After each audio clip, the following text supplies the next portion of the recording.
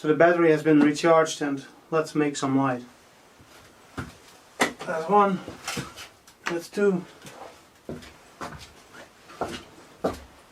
three,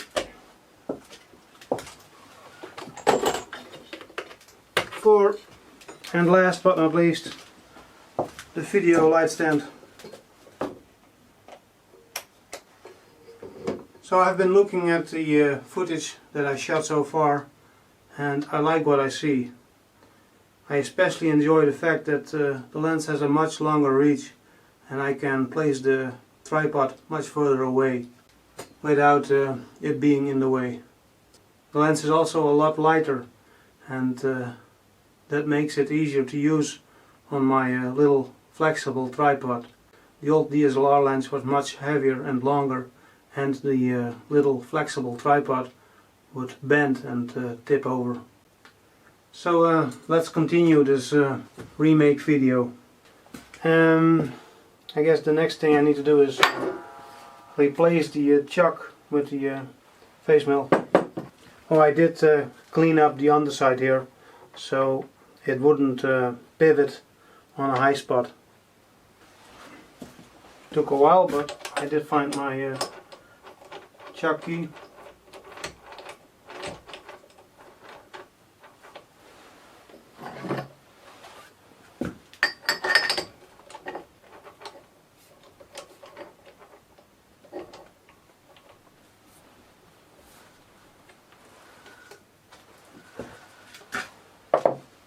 I'll place a rack on the bed so this tool will not dent the bed when the chuck comes loose. That goes.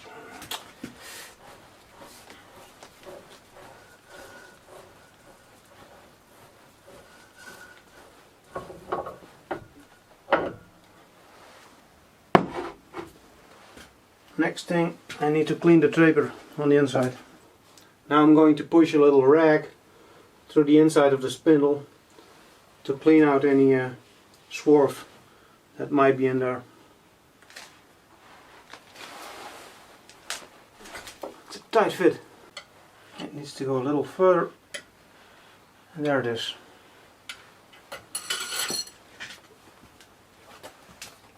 I don't see any pieces of swarf, so it must have been pretty clean in there. Next, let's install the face mill. So that's clean, and here it comes. And now it's time to set up a drawbar. But earlier this year I modified this old drawbar so I could use it on the wood lathe, and now it's too short. So I will use a piece of all thread instead. I haven't made a new washer, so this hole is still too big.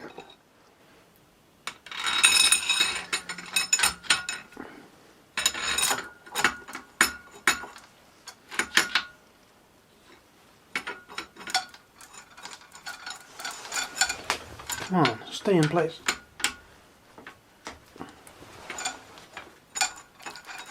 It's not wanting to do what I want.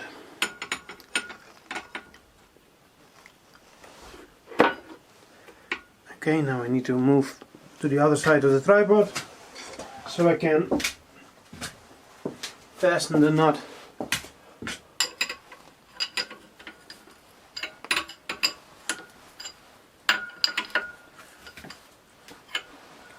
Now, just for fun, let's see how the lathe will wag its tail, because I'm sure it will not run concentric.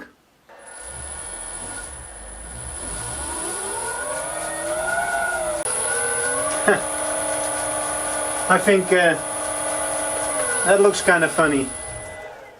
Call me childish, but it's the small things in life that keeps you going. Alright, now it's time to shoot some oil into the headstock bearings.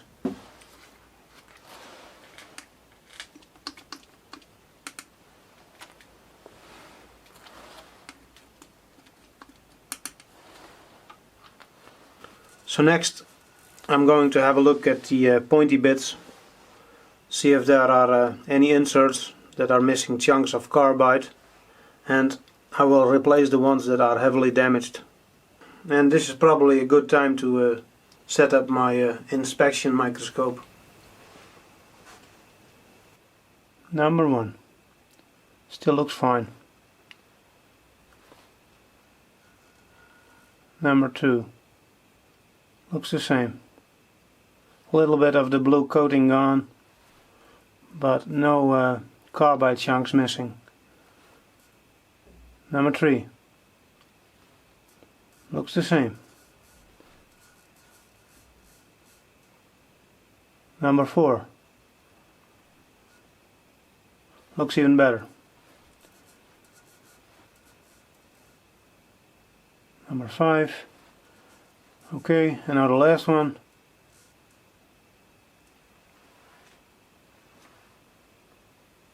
Also looks the same. I don't think it's necessary to replace any inserts. Some of the coating is gone, but that falls off if you just look at it. So I don't see any problem. I'll use it as is. I think I will try and mount this microscope to a dial indicator stand. That should make setting things up a little bit easier.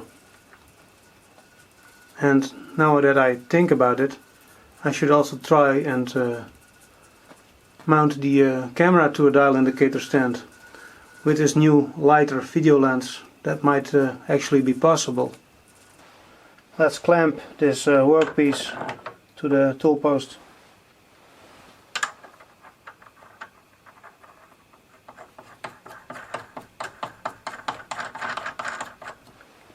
And I will use this engineer square to line things up.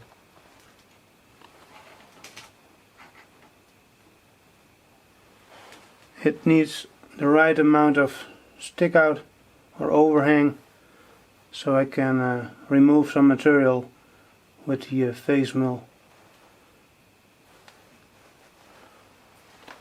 I think that's about right. And let's fix it in place.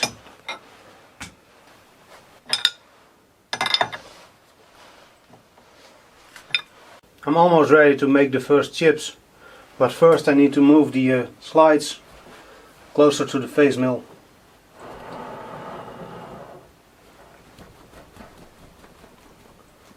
That's close enough.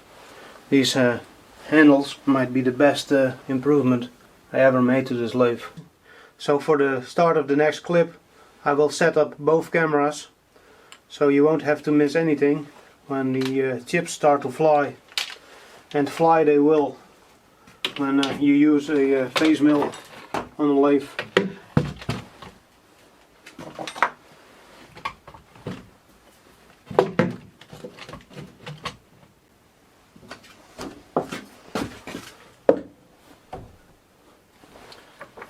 Move the cross slide back.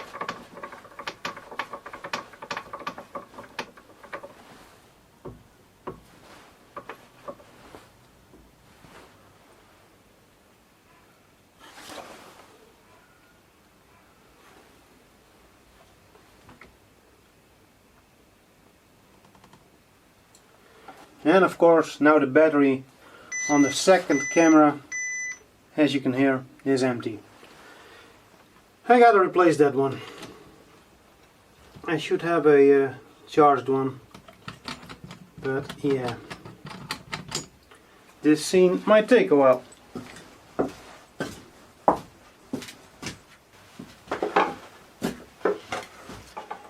And I'm back with a freshly charged battery. So let's set this up again.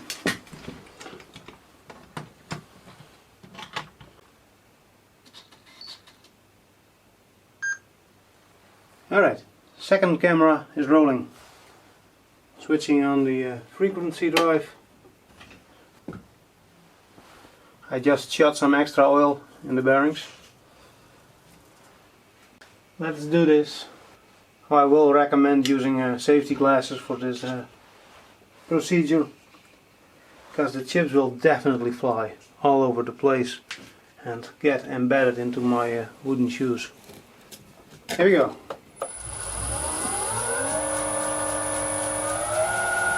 60 Hertz, full speed.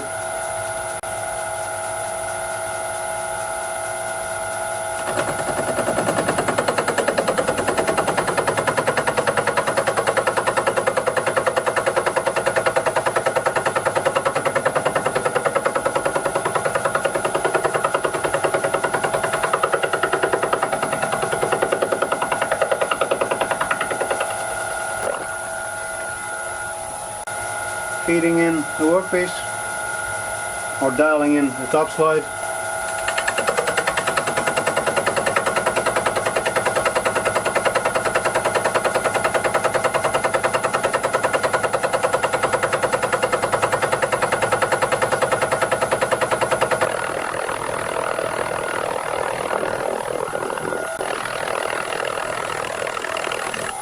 Stopping the frequency drive.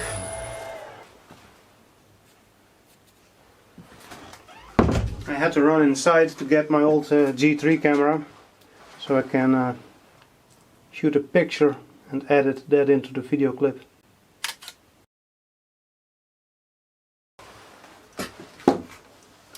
Alright, let's continue.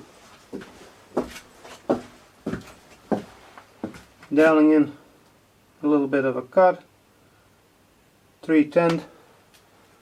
I think I should also use some oil. This is oil that came out of a shock absorber, pretty thin. Let's continue.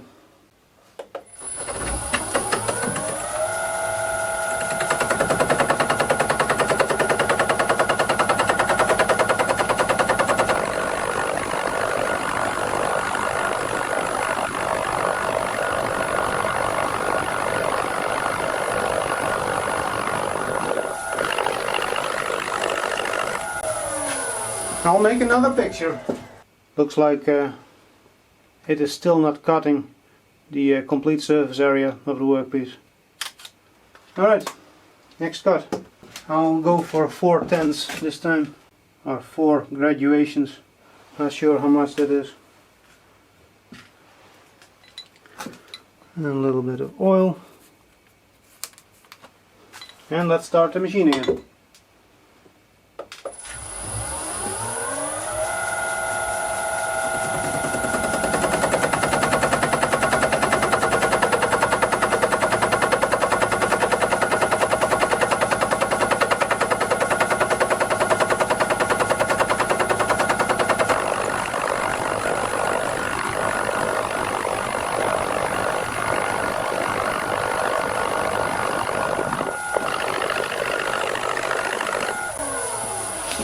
Time for another picture.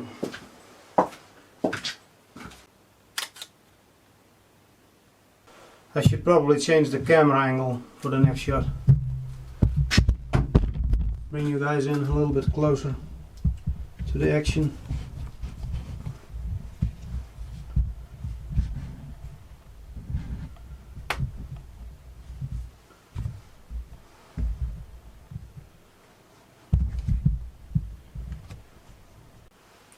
Alright. Dialing in a cut. 4 graduations again.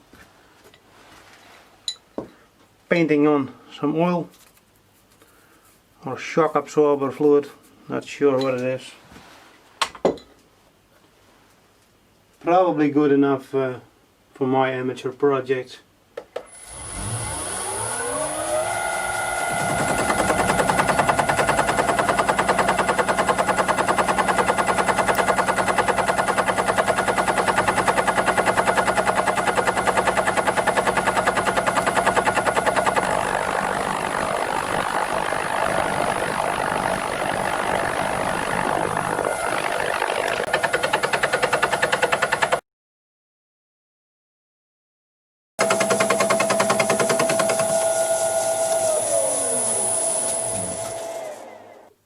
Okay, it seems to be cutting on the upper part of the workpiece as well, and it's pretty rough.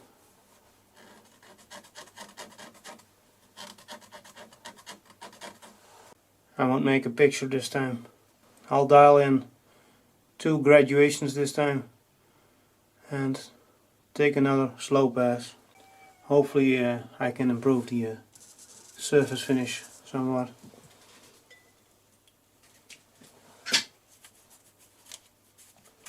Oil painting, rooster, and here we go.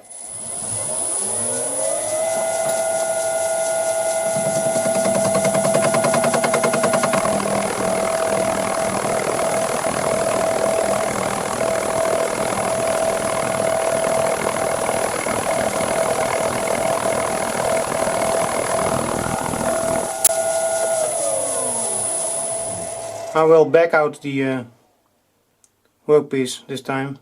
The dial indicator scale was set to 15. A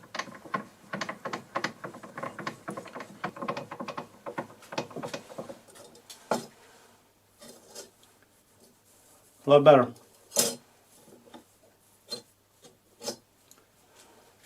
I think I will try again, but this time I will tighten up the gib on the top slide.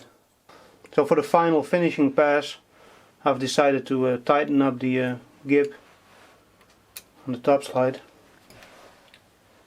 and my 10mm wrench was missing, so I'm using this stupid curvy one, but it gets the job done. Another Rembrandt or oil painting, and I'm ready to go again.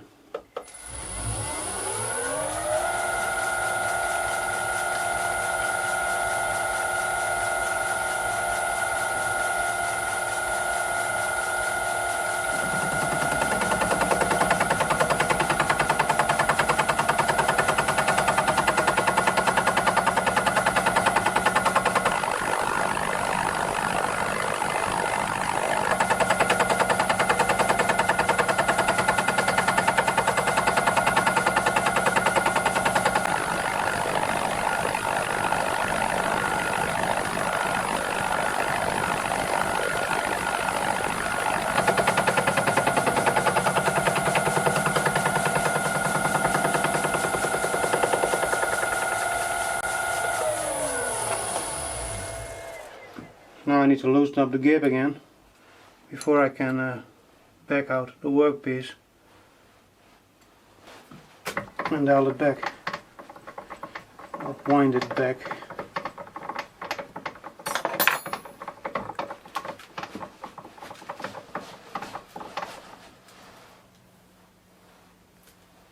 Alright, that's very acceptable. Clean off the oil and then I'll shoot a picture and edit that in. Now there's fluff on there. That doesn't look professional.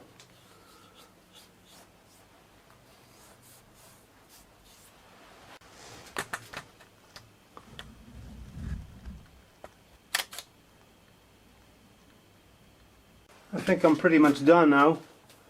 I will do the other side in the forge jar on the blue Carrier lathe. But we might have a look at the pointy bits, see how they held up after this punishing run-in with a piece of scaptonium. Oh, the other camera stopped. Oh, the battery isn't empty. It probably was at the end of the recording limit. I think I will have a look at the footage so far, and in the meantime recharge the battery, and then I will come back this afternoon for the rest of this production. There's a bit of a burr on this side of the workpiece where some of the scaptonium got pushed over during the machining. I will have to clean that up with a file. So next I got to pick up all the swarf with my magnet on a stick before it all gets embedded into my cogs.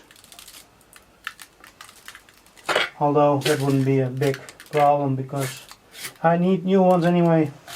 The right one is starting to leak, and that sucks with the winter coming. And we get a lot of water here during the winter. Look at all that swarf. I'll take a picture.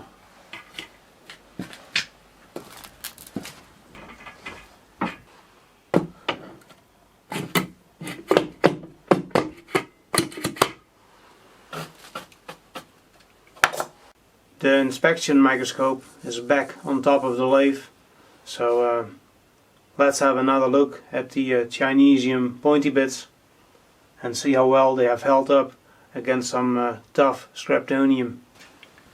Let's start with number 1, just like the last time. And that one still looks okay. Number 2.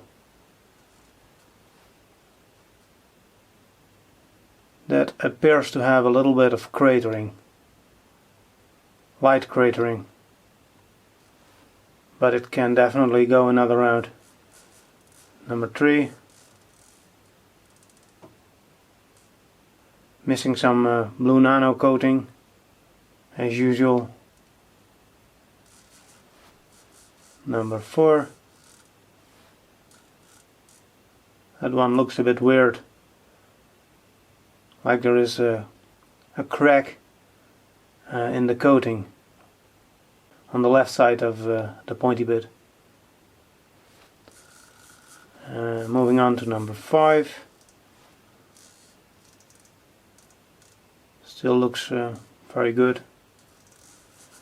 And number 6. Also missing a bit of coating, but overall it looks still very good. I think they can all go another round, and that's probably a good thing, because I do have some more cut-offs to clean up. It's time for a little scaptonium cleanup.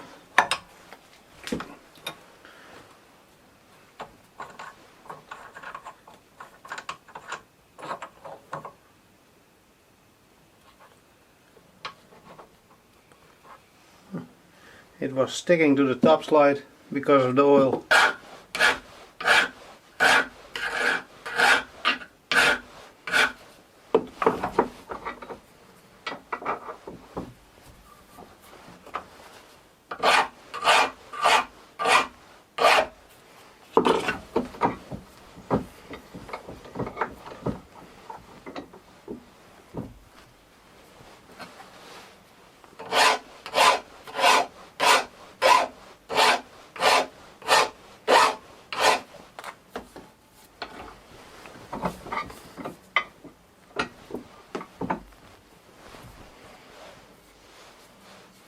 There's hardly any burr on this side, but I'm going to file off the sharp edge.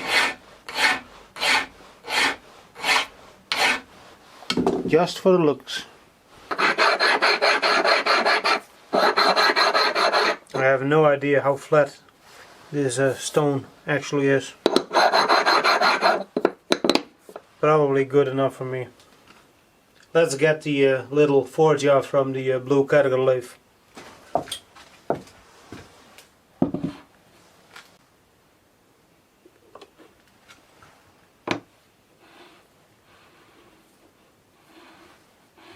I think I will have to, well, at least have to reverse one of the jaws, otherwise they will hit each other in the center.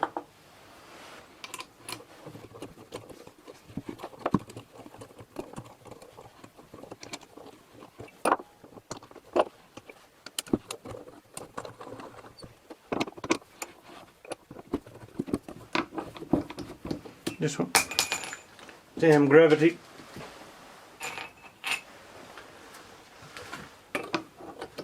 This one is a bit hard to turn.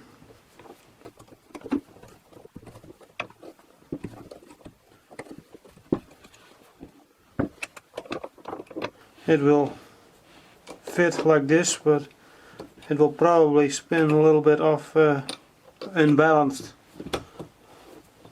So better not spin it faster than 10,000 RPM.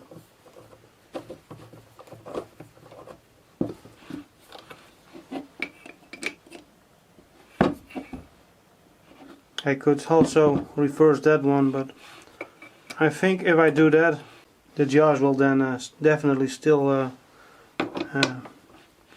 contact each other in the center.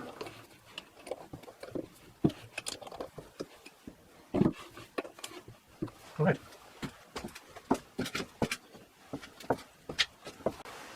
Some light taps with the nylon hammer.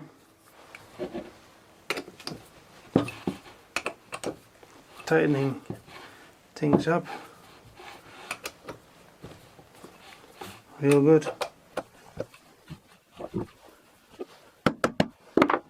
I think that will work.